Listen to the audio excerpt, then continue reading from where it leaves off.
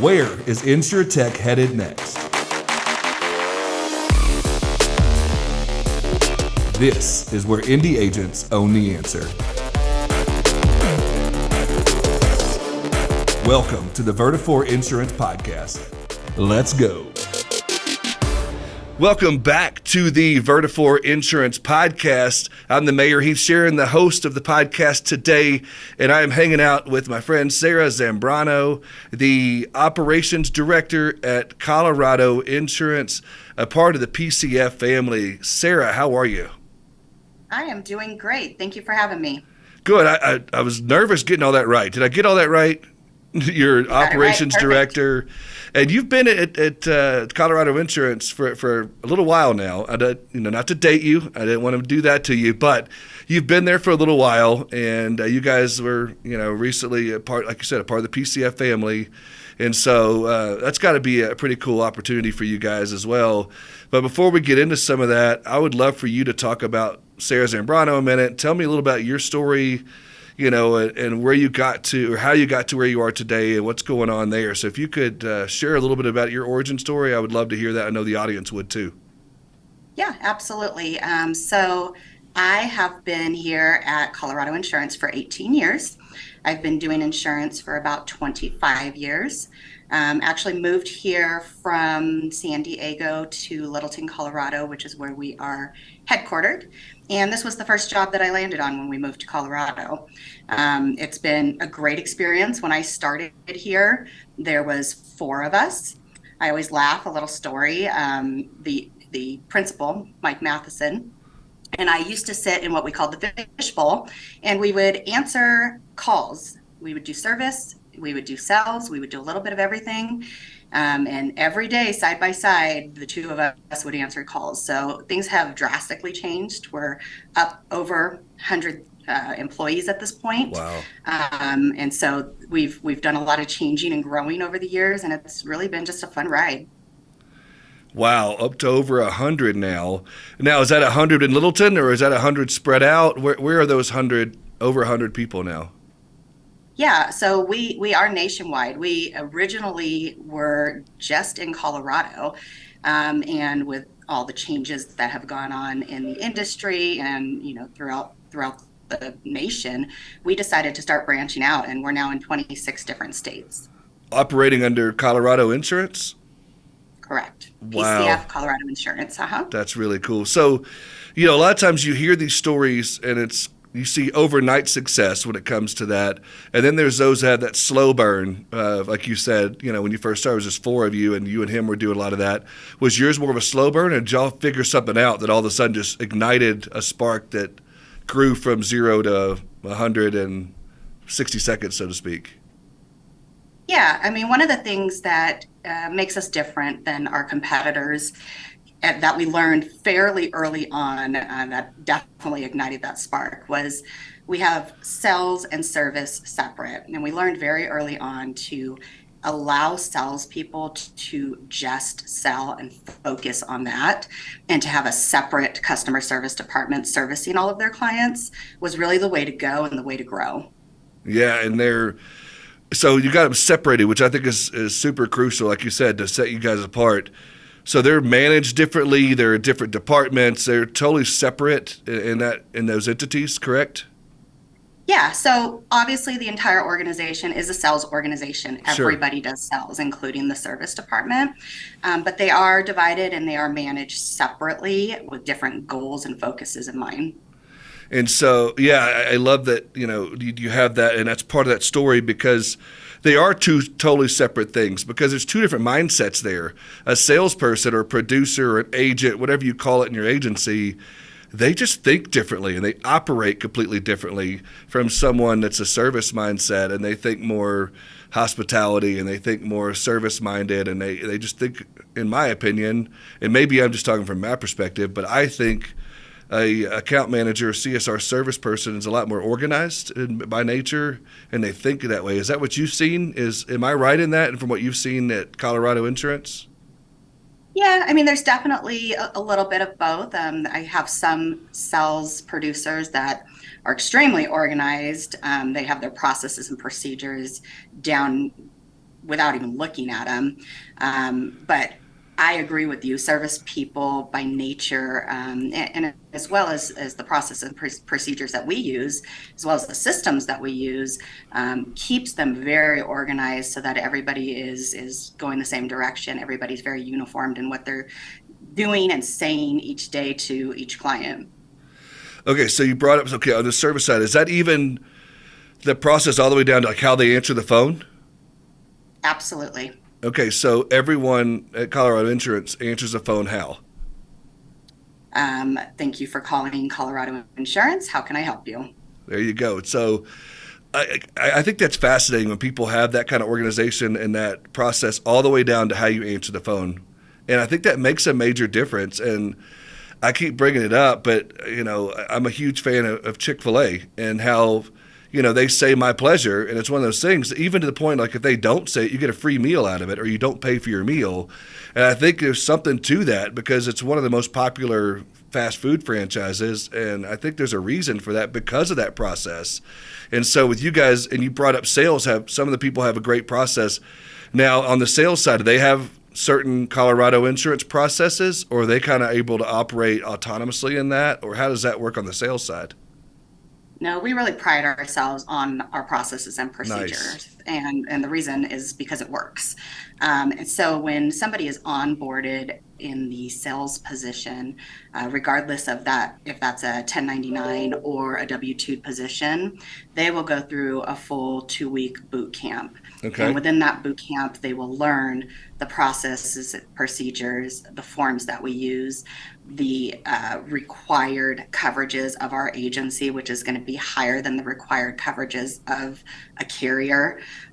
We have a lot of things in place to make sure that we are writing good quality business that will stick on the books. Yeah, and I love that you break it down by standards as well. And so maybe the state of Colorado has minimum limits for auto policies, but at Colorado Insurance, you do it this way with these certain standards of we write only 100, 300, or 3 to 5, whatever it might be. And probably the same thing with deductibles, with, coverages on house, things like that. Am I right? Absolutely. Yeah, it goes down to simple endorsements like water backup. Some people may not realize that that's important on an HO4, but that is a required coverage within our agency. So at what point, let's go back to the origin. So at what point, 16 years ago or whatever it was, when it was just you and Mike Matheson and a smaller crew, at what point did you figure out that light bulb went off to say, we got to put in some processes and procedures? Or was that intentional? You guys decided from the jump, we're going to do this? Yeah, I personally think that point was while Mike and I were doing sales and service all at once. Yeah. There came a point that the overlap did not allow us to give the type of customer service that we wanted to give because we were focusing on the new sales also coming in. And so, yeah, that light bulb did go off and we said, wait a minute, let's try something different. And, we've tweaked it and changed it over the years. But bottom line is it still stayed as it started, which was separating the two models. Yeah, and I love that you said it because I think, obviously it'd be easier as if you're a startup agency or a smaller agency to put those procedures in now. But even agencies that have been around for 100 years, 20 years, 30 years, whatever it might be, it's not too late. You could still hit that button, a reset button, so to speak, and say, we've got to put in some processes and procedures now. And so to your point, you went from 4 people to over 100 now. And a lot of people listening right now are like, wow, that's impressive. So could you give some sort of advice? Where would you start there if we put this on the bottom shelf and so people to listen to this and take some actionable steps from this? What would you say? Where would you start? Would you start on sales or start on service, or would you start with a process and then break it down sales and service?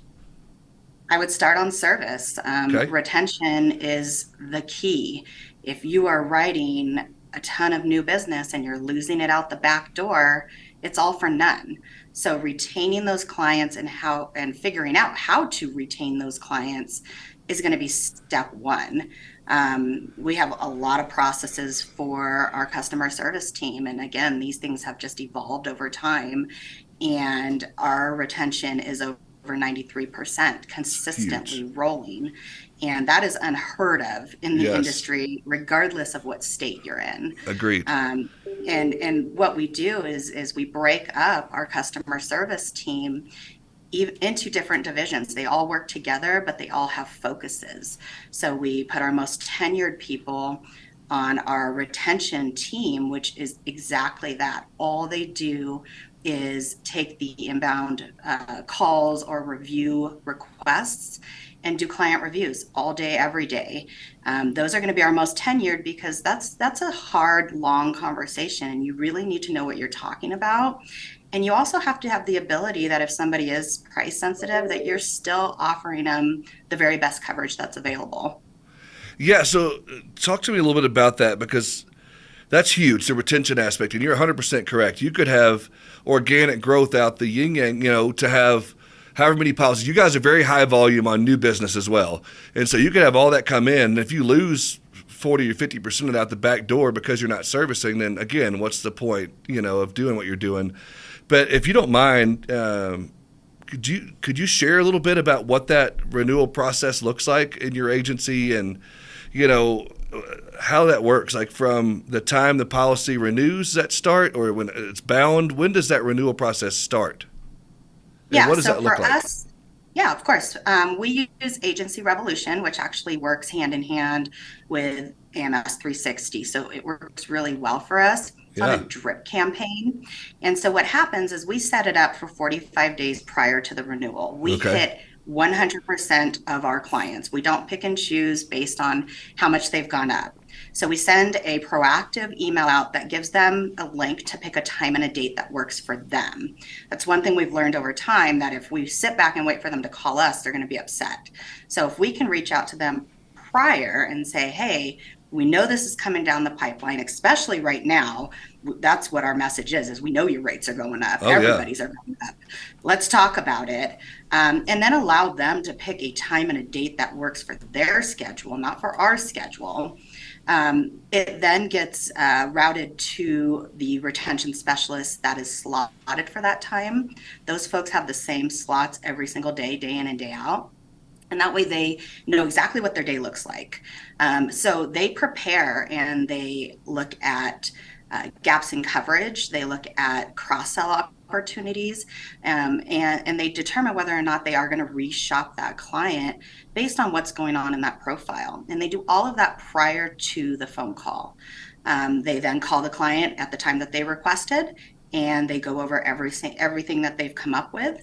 We also have a checklist to make sure that not only our representatives remember to hit on all the points, but we send it to the client to sign. And that way, Oh, wow. when we offered the client an umbrella policy, we write that down on there and we send it to them for an e-sign and say, we offered it, you rejected it at this time, you weren't interested. And that way we're protecting the agency from E&O claims as well.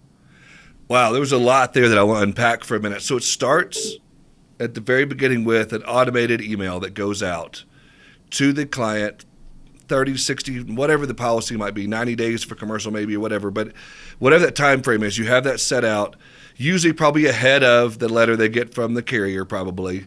And so they get that automated drip email, and then is that followed by a phone call, or is that in simultaneous with a phone call, or just the drip campaign and they set the time frame from there? And are y'all using like a Calendly, or how's that work? Like from that automated email?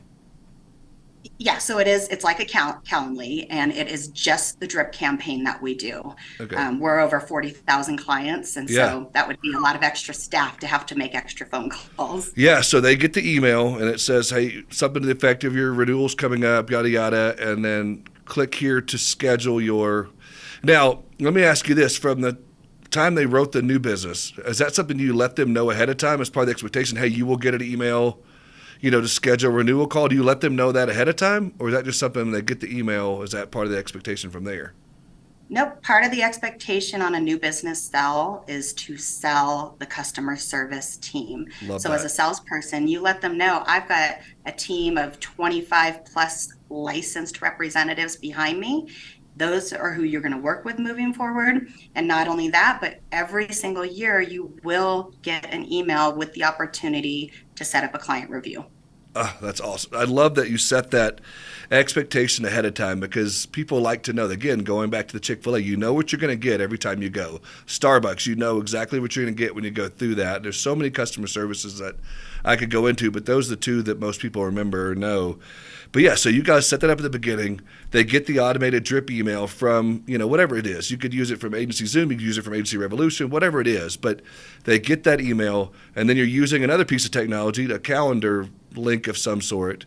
They set that up, and then is that automatically, once they set that, goes straight to their email to the account manager or the retention specialist? So again, it comes through, to a supervisor who monitors those and then gets them assigned. Gotcha. Okay. So there's another process set up right there. It goes to them, and then they go from there. It's, all set up there. But it all, like you said, starts and ends with that tech, with that CRM, with that drip campaign, with all of that. And then from there, for the agents or the people that are listening right now, and they're thinking, there's no way I could call every single one of my clients. And you just said, 20,000 clients or whatever you said. You're able to do that. So how long does it take an average account manager to go through somebody's policies to take a look and do that retention review? Well, if you would have asked me that about 6 months ago, I would have said 10 to 25 minutes. It's probably upwards of about 45 minutes because a lot of the quoting is more manual now. Okay. But we allot them about an hour prior to every single review that they have, and they always plan out for the following day. Yeah, okay. That makes sense. And so is there certain days of the week that they're calling the customers, or is it every day at certain time frames, like time blocked out? Yeah, so they have the same time slots every single day, each one of them. There's 8 of them. They're doing upwards of the goal is 7,000 for this year, and they're on track right now. That's incredible. But again, that's because those retention specialists, that's that's their role. And so Correct. Their role is to call everyone. Now, if you've got an agency that's got an account manager that handles retention, new business, service calls, endorsements, certificates, and all of that, that may be a little more difficult, or it may just require a few more processes and dedication on their time blocking and whatnot. But okay, so then they do their own research for however long, 15 to 30 to 45 minutes, however long it takes your agency. Then they have their appointments set. And so, but again, part of that research is going into the account management system and looking at all the policies, correct? Absolutely. And that's where they start. And they're looking for upsells, cross-sells. They're looking for, gaps in coverages. They're looking for all of that kind of stuff, correct? Correct. They're also looking at notes to see what has happened, what's transpired in that account recently to make sure that they're addressing everything. But that goes into a whole nother training to the other teams, that they have to rely on the other teams that have input that data and put in that stuff, and that has to be done a certain way, correct? Yeah, notes are critical to our organization. It's definitely something that's looked at every single phone call that comes in. That client is pulled up, and the very first thing that's looked at as the client is speaking is the activities. So you could say, hey, it looks like you called a couple of weeks ago. You talked about this. We handled this for you. How can I help you today? That kind of situation? Absolutely. Yeah. Awesome. You want to be knowledgeable. You don't want that client to have to repeat themselves 27 times about the same thing over and over, because that's going to cause frustration. You want to know what they're about to tell you before they even say it. Yeah, and I think you're 100% correct, because we forget sometimes as agency owners or as, account managers, whatever it is, you have 20,000 clients, but you're their one insurance agent. Like, you're the one person they expect you to know because they know. And so if you could have those notes there, even I have a lot of agencies that I talk to, they even have as little as just celebrated their 9-month anniversary or their 20-year anniversary, or just purchased a dog, Fido, a couple of months ago. Then you could be like, hey, how's Fido? I saw you had a new puppy. Or, they even do some of that kind of stuff. I don't know if you guys do that kind of stuff, but even documenting stuff like that is crucial. Absolutely. Yeah. We have a little VIP section on our notes, and we'll put something right there that just, triggers that we, recognize and acknowledge who that client is. Love that. Because again, they want to feel like they have that relationship with you, and they want to feel like, they're important to you at Colorado Insurance. Yeah, and we also do quite a bit of acquisitions and mergers. And so it's important that we acknowledge the agency that they may have just came from so that they feel comfortable with that as well. Yeah, that's big too, because that's a big fear when someone's agency, like, they've gotten acquired. Like, oh man, am I going to miss Sally? I'm not going to be able to work with Sally anymore. But if you could get someone, hey, we understand, and maybe Sally stays. I don't know how y'all work that out, but if not, because Sally retired or whatever it might be, hey, we understand you used to work with Sally. Here, my name is so and so, and they can go through the notes. Say, I see here Sally took great notes. Or it could be something effective, Sally wanted to make sure I took good care of you. I'm sure you have some sort of verbiage you guys use to be able to make them feel comfortable, because that is a scary time, when you're dealing with another person. Absolutely. When you get used to dealing with certain people, you're like, oh my gosh, now I've got to deal with somebody different. But yeah, I think you're exactly right on that. And so, and I think that even within your internal team, when you purchase another agency, is there some change management in there that happens too?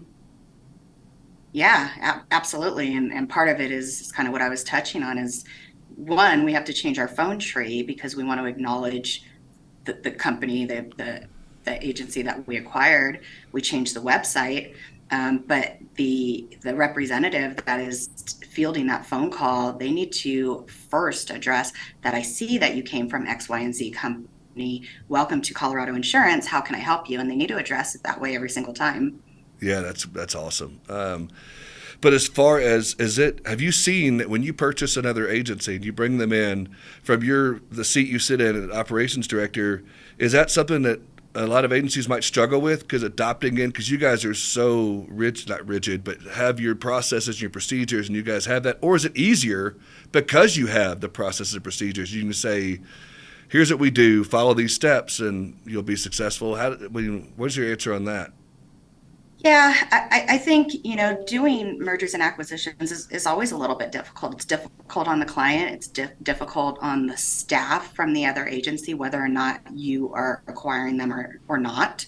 And it's difficult on your own staff because there's always going to be new carriers that come along with it or new states that come along with it that maybe we didn't already have. But us having our processes and procedures and being able to adjust and mold those that they just are transparent regardless of what we're acquiring really helps the process. So you're saying, for those that are listening right now that don't have process and procedures in place, what you're saying is it makes it easier for onboarding potentially because you've got that in place. Everybody operates the same way, and it just flows that much easier instead of not having those processes and procedures. 100%. Yeah, processes and procedures are the way we tick here. Do we update those and adjust those every single year? At least slightly. Absolutely. We have to keep up with the industry. But the huge thing for us with processes and procedures and the relationships that I have with carriers is if they come to me and say, hey, Sarah, this coverage is not correct, and the client's saying they requested X, Y, and Z, I can say, no, our process is this. And not only that, but we have frontline underwriters that are double checking our policies before they even get sent to the client. And so we have a lot of things in place that are stop guards to make sure that we're really preventing any sort of problem. And I think without the processes and procedures, it's just the wild, wild west out there. You don't know what you're doing or what your agents are doing. Yeah, or, it could be really easy for you guys with that many locations and that many staff members. You could easily have 15 different processes going on, or each person operating in a different way. And so it'd be really simple to do that because you are all over the map, as far as literally all over the map. But you guys have, really been intentional on each location. Each staff person goes through 2 weeks, as you mentioned, of onboarding and all that kind of stuff. And so kudos to you guys for doing that. And it shows the audience listening right now that it doesn't matter how big or small you are or how many states you're in, or if you're just in one, you can put in these processes and procedures. And that Absolutely.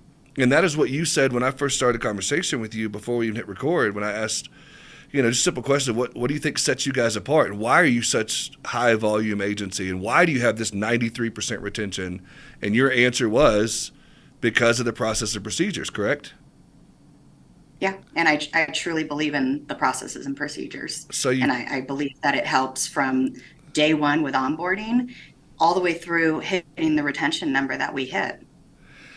And so you've brought up the retention process. What's another one of the processes you feel like stands out and that your clients really and truly enjoy, or your staff for that matter? It could be internal process. Yeah, I think one thing that we do on our customer service side that really helps to streamline things is we utilize a part of the system that's called suspenses. And by utilizing the suspenses, it helps to organize the customer service reps that are fielding the phone calls. We take upwards of at least 400 phone calls a day, and that ends up being a lot of follow-up work. Yeah. So having a process in place that you can make a note that's then going to show back up when you want it to is great. Not only that, that gives my management staff the ability to spot check those and make sure, did we follow up when we were supposed to? What was the note? And then if there's turnover and somebody leaves, we can pull all of those and we can reassign those to somebody else to finish. And they don't just get lost on a sticky or a notepad. And so for those who are listening, a suspense for you guys, it's the same thing as like a to-do list or an activity, correct? Exactly. Mm-hmm. So you could set up, the beautiful thing about suspenses, and I guess I'll let you tell it, but like from what I know, it's like you could put a timestamp on those. You could put, to like due dates on those. You can assign them to people. You can get other people and other teams involved in those. So I think you're 100% correct. That's that's fantastic. Sorry, I went in the dark. For those that are watching, you saw what just happened. But those who didn't, the lights went off on Sarah over there. And so, oh my goodness. No, you're good. But I thought that was funny. So like, those activities though, or those suspenses, is that how you guys use them? Do you task them to other people? Do you have to-do dates on those? Do you have all of those things involved in that? Is that what makes it so crucial for you guys to use the suspenses? Yeah, we're really kind of a one and done. Okay. So we try not to task things to other people. We try not to pass work. If you get that phone call, you handle it. Don't push it off. Don't send it to somebody else. So other than that, though, as far as dates, that's huge. Whether it's a cancellation that you're processing and you need to make sure it goes through, or you need to reach back out to see if the home closed. I mean, if we don't do these types of things, we're failing the customer. So those are huge. Well, also, I think if you have all those in correctly and updated properly, if we'll go back to Sally, we're giving a lot of props to Sally, whoever that is. But Sally, the CSR, if she has to get off work, if she's sick, she's off for a couple of days, you can help manage her suspenses and be able to manage her tasks to make sure nothing gets missed, right? And that's huge. That part alone is probably one of my favorite parts about using tasks, is the ability for somebody to just pick up where somebody else left off. So they can get into the AMS 360 login or, wherever that system might be and be able to see, okay, I'll pick up Sally. I'm sure maybe Sally has a backup. Maybe you'll have backups in your agency. But if somebody can just pick up and log into her task, her system, and see what's going on, that way no customer gets left behind, no problems happen. She doesn't come back to a mountain of things to get through. She can come right back in and pick up and just continue on her day. Exactly. And that's a huge point. We want people to be able to take time off, and we want them to be able to enjoy it and not worry about, oh my goodness, all the work that I left last week is going to be sitting for me. No, absolutely not. We pick it up. We do it. Every single day is taken care of. We don't leave anything undone on somebody's desk. Yeah, and that's a big thing. Like, I think a lot of people are in the workplace today are even afraid to take off because of what you just said. Like, I'd love to take a week vacation, but as soon as I come back, I'm going to have double the amount of work to do. And I'm going to be playing catch up for 4 or 5 days. And then I'm going to get behind on my other work. It's just a snowball effect. So if you can have that using your AMS or using the technology you have at your agency to be able to cover each other and have each other's back, that's a huge part of using that technology correctly. Correct. So as you go through into some of that and some of those processes you bring up, and you brought up that the suspenses, I think, is huge. So when you talk about on the retention process and you bring up, the drip campaigns, you bring up some of that. Do you use drip emails or use email campaigns for any other things within your agency? We do. We do cross-sell campaigns. That's awesome. Actively always going on. We send out campaigns for endorsements that maybe have rolled out new with a particular carrier. We're all about upselling and cross-selling. That's huge in what the service team does. And then finally, we're sending out happy birthdays to all the clients, Yeah. which people love. So those are the main ones that we're using. Now, okay, let me ask you this, because there's a debate out there. Do you do for husband and wife, or just the policyholder, or do you get into kids' birthdays or anything like that? Like, where do you begin and end on birthdays? Yeah, we do the named insureds. So if both husband and wife are listed, they'll each get one separately. Okay. And is that in the form of a card, an email, a phone call? What do you guys do on that? Everybody does it a little bit differently. Yeah, we do it through an email. Awesome.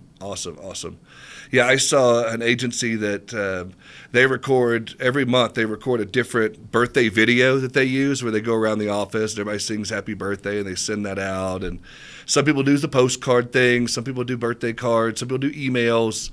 I just think it's cool that you just acknowledge that. And I'm sure you get a lot of positive response from that. Yeah, people love it. People love for their birthdays to be remembered. People love to be acknowledged and recognized. So absolutely. It's an easy thing to do to make somebody's day. Now, you do anything with any other holidays at all? Or do you recognize any of that in your drip campaigns? Or do you just stick to birthdays? Yeah, just as far as drip campaigns, just birthdays. As far as holidays and recognition, we do things on our website.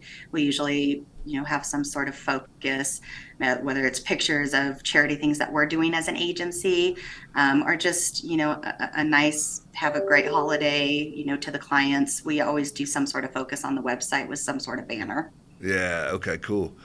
So, before we get to wrapping up here in a minute, I did want to ask you about, with the sales and the service team separated, you've gotten into some great processes and really broke down some cool stuff there.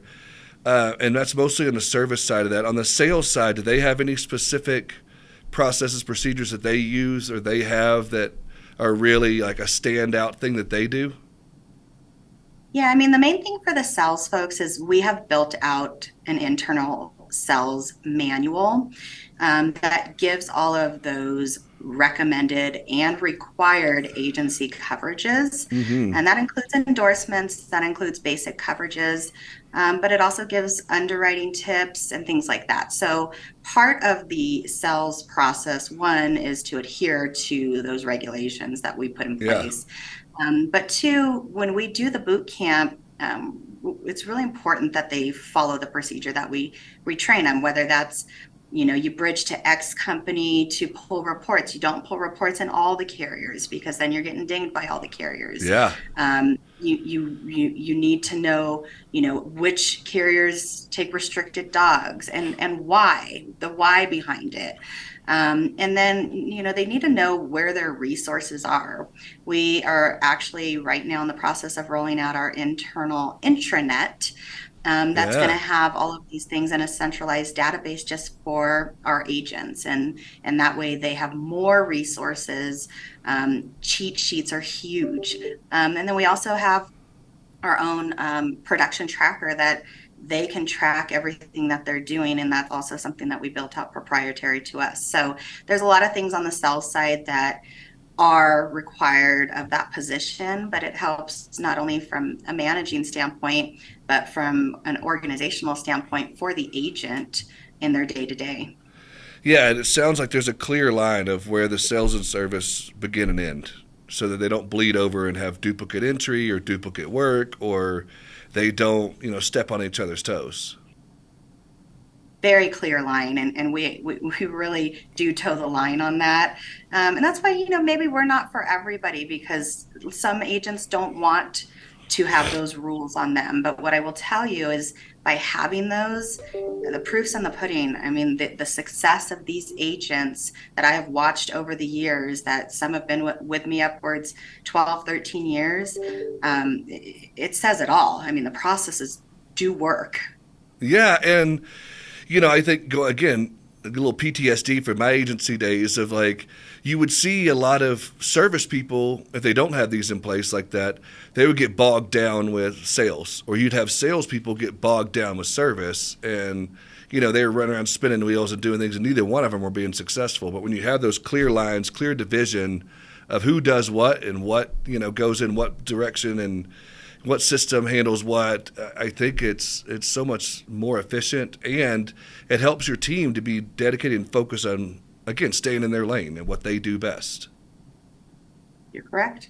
And I think that's super awesome. I think the people that are listening to this right now, I hope that they're taking notes on this and understanding that even though it can be scary, setting up those processes and procedures, if you can get that done, and however long that may take you, I think that's going to help your team to be that much better. And use the technology you have at your fingertips. We did a study recently. I think it was 7 or 8 pieces of technology that most agencies use, including their AMS and their CRM and the different things like that. And so I'm sure you've got some of those things built into your process as well, as when do you use what piece of technology, correct?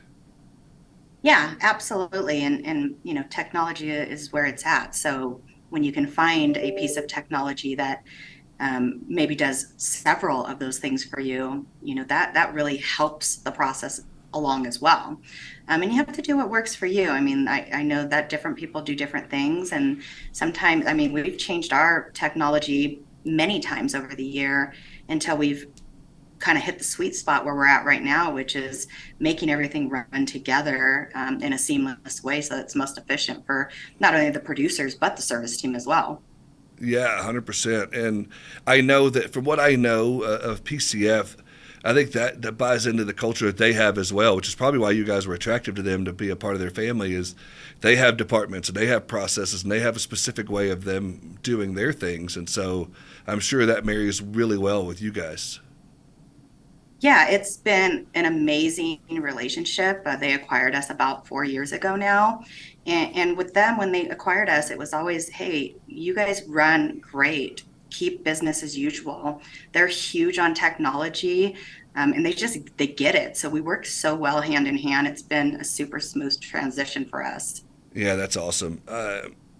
Sarah, I truly appreciate you coming to hang out with us and talk to us about your processes, procedures, and why you guys run so efficiently and why you guys are, heads and tails above a lot of your competition, and being able to share a little bit of the secret sauce and being able to share some of that. Thank you for your transparency in that. And thank you for doing some of that. And if people, want to find you or follow you, whatever, you're on LinkedIn, and they could find you there, connect with you. Maybe, if you wanted to check out, what they were doing on their website or some of the things they're doing, then go to y'all's website, Colorado Insurance, and things like that. So anything else you could share with them, anything that you want to before we step off here? No, we're all in this together as far as the industry goes. It's tough right now for everybody. Yeah. So yeah, any way that we can help one another be successful, I am always open to it. I love that. Thank you so much, Sarah. I appreciate you hanging out with us. Thank you for having me. Have a great day. You too. Well, that was a great episode. Amazing. It was an amazing episode. I really enjoyed that content. Guys, if you enjoyed that content and you want more of it, make sure you hit the subscribe button. Nah, dude. You gotta tell them to crush it. Crush that subscribe button, guys. All right. Whether you want to crush it, smash it, hit it. Bop it? Sure, we could bop it. Either way, guys, we don't want you to miss another episode. We enjoy spending time with you, the VIP. Yeah. We'll see you next week.